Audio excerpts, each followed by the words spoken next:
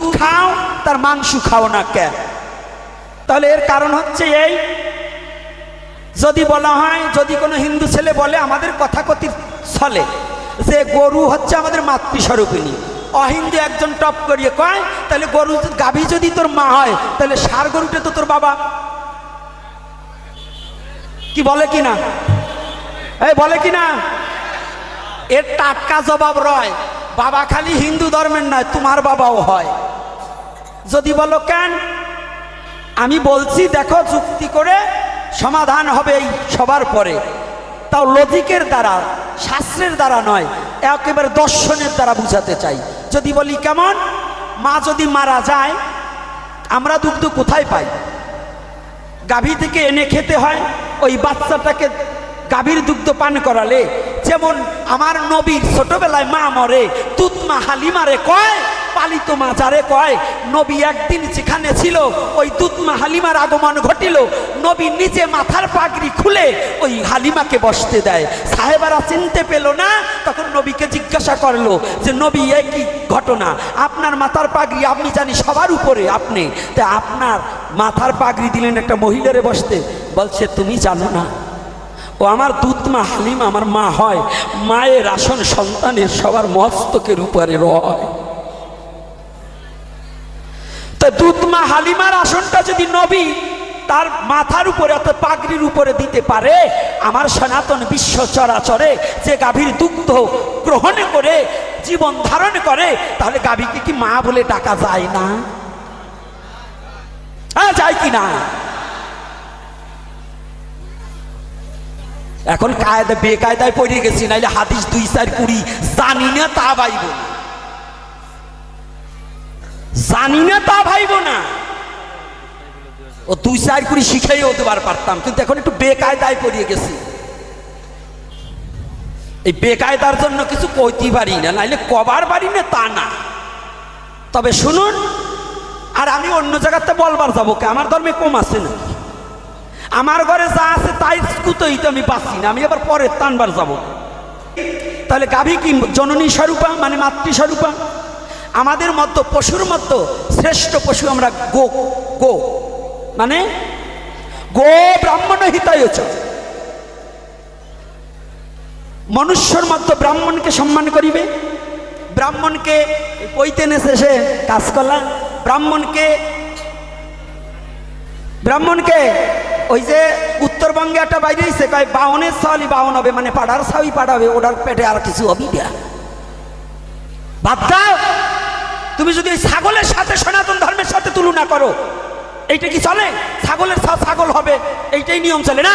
সনাতন ধর্ম সেটা চলে না। সনাতন ধর্ম হচ্ছে সাধনার ধর্ম।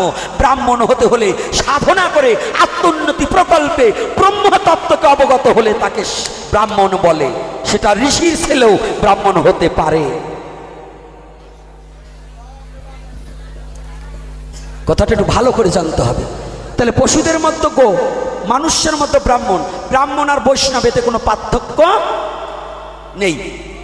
যদি কেউ বলে ব্রাহ্মণের হাতে বৈষ্ণব খায় না, বৈষ্ণবেতে ব্রাহ্মণ খায় না, না, এটা মিথ্যা কথা। আমি আমার ব্রাহ্মণে রান্না করে দিলে খাবো, কিন্তু সেই ব্রাহ্মণটা কেমন একটু তাই দেখবো না। একাদশীর দিনে চরণ ধরে ঝুলেতে ঝুলেতে নইয়ে যাবে, ওই হারামির রান্না আমি খাবো না।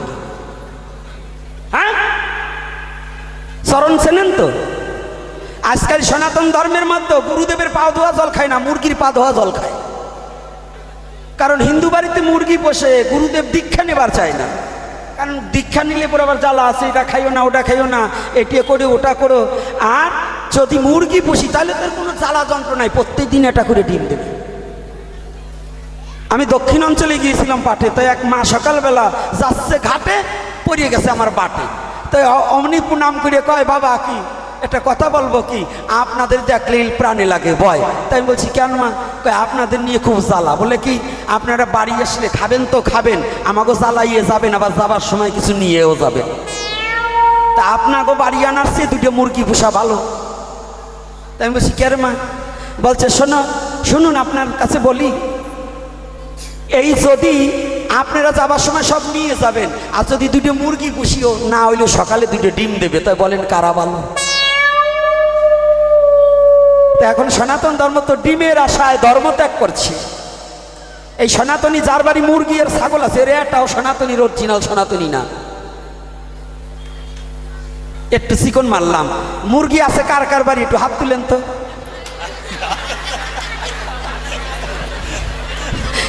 একটা হাত তুলবেন। রাধে রাধে। আস্তে এইবার হাত তুলবেন না, আমি জানি।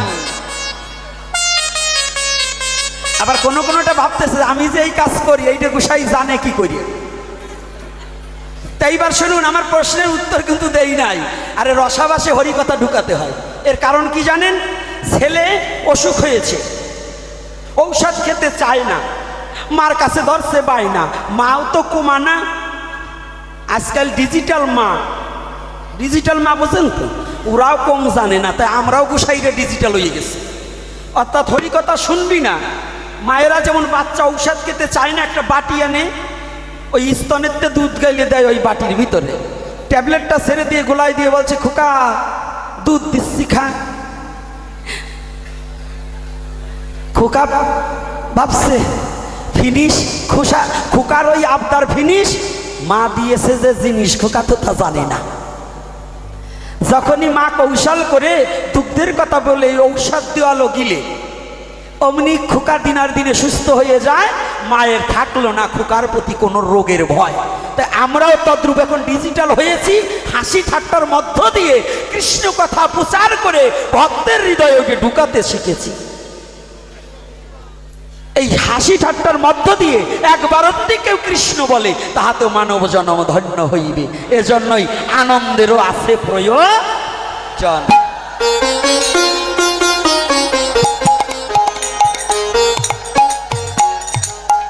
তাহলে গোমাতা আমাদের কি মায়ের সমান কিনা? গোমাতা মায়ের সমান কিনা? আমার কি দর্শনটা কি অ্যাকুরেট না ভেজাল আছে? ভেজাল আছে বাবা। এখন তো না বলো, বাড়ি যে এবার ওই তোমার শাশুড়ির সাথে যুক্তি করি না। আমার শাশুড়ির সাথে যুক্তি করে আবার বললো না যে গোসাই যা বলছে সব ভুল। শোনো, তাহলে যদি ওইটি হয় তাহলে ষাঁড় গরু যে বাবা, যারা বলছে তাদেরও বাবা আমারও বাবা। এটা আমি আজকে দর্শন দিয়ে দেখাবো। এই বৃদ্ধ যারা আছেন, যারা হাল চাষ করতেন, আগে তো এই পাওয়ার টিলার ছিল না, ছিল বয়স্ক বাবারা ছিল। আচ্ছা, তখন হাল চাষ করতেন কি দিয়ে? আপনাদের বাপ দাদা কি দিয়ে চাষ করত? গাই গরু দিয়ে, মানে গাভী মাতা দিয়ে, না ষাঁড় গরু দিয়ে? হিন্দু সমাজে যদি ষাঁড় গরু দিয়ে হাল চাষ করত তাকে সমাজচ্যুত করা হতো, তাই না? গাভী গরু দিয়ে একজন পাইছে। তাহলে গাভী গরু দিয়ে যদি হাল চাষ করতো তাকে কি করতো? সমাজচ্যুত করা হতো না? আর যদি ষাঁড় গরু দিয়ে হাল চাষ করতো তাহলে এক বলদের সাথে দুটো বলদ, তিনটা বলদে হাল চাষ করে আপনার মতো ব্যক্তিকে নাচাইছে এই ভবের পরে। কেমন?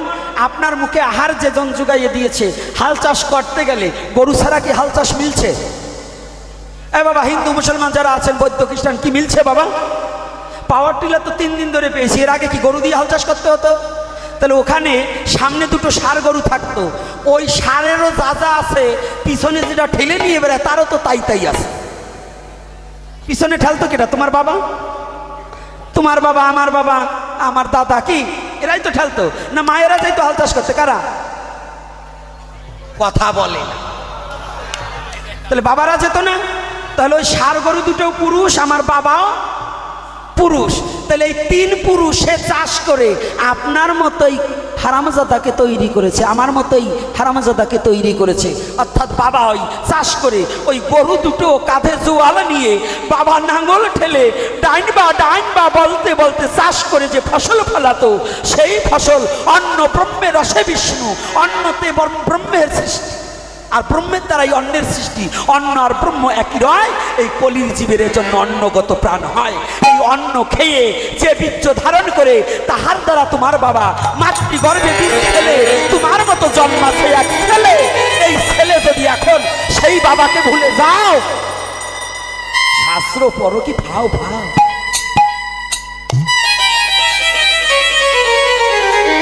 তাহলে যে বাবার সাথে খাটনি খেটে ফসল ফলাই আমাকে মানুষ করেছে, সে কি আমার বাবার মতো নয়? বাবার মতো নয় কিনা? নাম রাখছো মনো, কথা কাও বনো, বুঝো না তো? একটু বুঝতে হয় সনাতন ধর্মের দর্শন। সনাতন ধর্ম ভেসে আসেন, সনাতন ধর্ম কোনো মানবের সৃষ্টি নয়। সনাতন ধর্মের বেদ হচ্ছে ঈশ্বর প্রদত্ত বস্তু।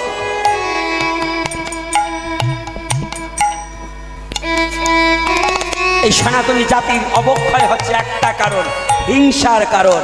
না হলে সনাতনী জাতিকে কেউ দাবিয়ে রাখতে পারত না। এই হিংসা কি জানেন? একতাবদ্ধ না হওয়ার কারণ।